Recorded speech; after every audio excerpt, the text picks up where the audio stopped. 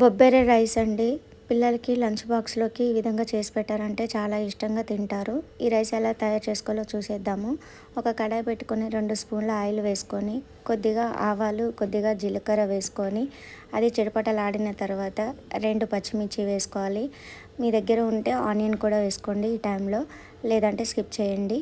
కరివేపాకు వేసుకొని అర నిమిషం తిప్పుకున్న తర్వాత 2 టమాటాలు మిక్సీ పట్టుకున్నాను. ఈ విధంగా ఒక కప్పు వరకు అయింది. ఇది ఇందులో వేసుకొని కలుపుకోవాలి. టమాటా మంచిగా మగ్గిన తర్వాతకి కొద్దిగా పసుపు, రుచికి సరిపడా కారం, ధనియాల పొడి వేసుకోవాలి. మనం ఆల్రెడీ పచ్చిమిర్చి వేసుకున్నాం కాబట్టి కారం చూసి వేసుకోండి. నైటే నానబెట్టి మార్నింగ్ ఉడికించుకున్న బొబ్బెరలు ఒక కప్పు తీసుకొని ఇందులో వేసుకొని కలిపేసుకోవాలి మొత్తం కలిసేలాగా.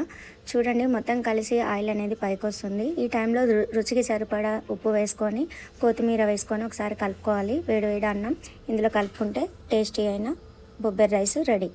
ఒకసారి ట్రై చేయండి. ఎలా ఉందో కామెంట్ చేయండి, లైక్ చేయండి, సబ్స్క్రైబ్